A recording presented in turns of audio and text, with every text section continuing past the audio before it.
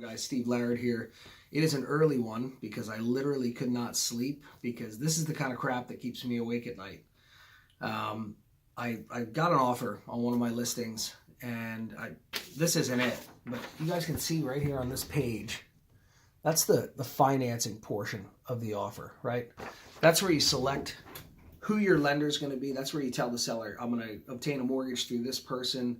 It's going to be, loosely these terms. In other words, I'm putting this much down at an interest rate of X, not to exceed Y, on and on and on. The seller gets to look at the financing terms that you've laid out here, and then they get to look at what's called your BFI, which is your buyer financial information, and see if it adds up. Like, for instance, if you're buying an $800,000 property and you say on here that you're putting down 20%, and then I look at the BFI and I see that you only have $15,000 in the bank, that's a problem. So I get to go back to the buying agent then and say, hey, where's this money coming from?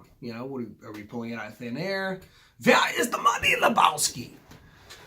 I get to ask those questions. And if the answers don't sound good, we can't really take the offer seriously. Now, the offer that I received on my listing had this whole entire portion here where you talk about the financing. TBD, to be determined. That's what the agent wrote in. So they didn't have a lender selected. They didn't have any financing terms. Each one of those individual lines is a mini escape clause for a buyer. Because if they step outside of one of those parameters, they would essentially not be able to achieve the loan based on the parameters laid out in this contract, and they would be able to escape the deal. So how do you think I felt about TBD, to be determined? Not real good.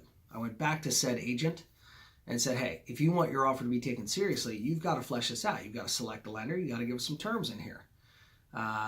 They were not happy about it. They said they have 7 days to make mortgage application, blah, blah, blah, blah, blah, which they do. But they have to make mortgage application to whoever's put on here. So after doing so, they went back to their in-house lender at one of the big box brokerages, and the lender gave them a pre-qualification. But after having that conversation with the lender, the buyer decided that he didn't want to be house poor. So it's only after they had a serious conversation with the lender, it's only after me forcing them to do that, that they decided maybe this wasn't the deal for them, and they decided to rescind their offer.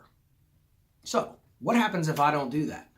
Well, if there's an agent dumb enough to put an offer like this in, there's one dumb enough to accept it.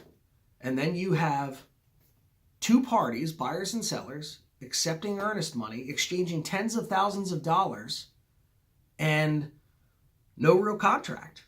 Because how do you tell somebody they didn't perform on a contract? If you sell a car to somebody and you say, hey, you never told me how you're going to pay for it or when you're going to pick it up, how do you determine if that person violated the contract? How do you know they just haven't exercised their right to purchase the car yet? You don't. And you sure as heck don't have a path for that earnest money should the deal blow up, when the deal blows up, really.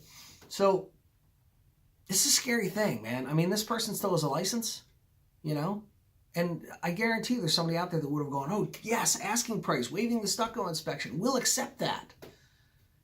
This stuff happens all the time. So, I'd love to be a fly on the wall at that arbitration where they're trying to figure out who gets to keep the earnest money. I would imagine it would go something like this. The arbiter being me looking at the buying agent, the selling agent.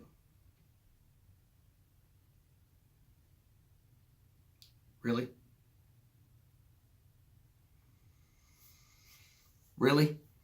I would imagine it would go something like that. And then they just have to throw it up to the gods and make a decision. And that's what everybody lives and dies with. It's just absolutely ridiculous. So, public service announcement reminding you to always carry an umbrella, look both ways when crossing the street, use protection, and for the love of God, when you're selecting a realtor, select one that's smart enough to do the previous 3 things. Cheers, guys. Have a great day. It's the freaking weekend.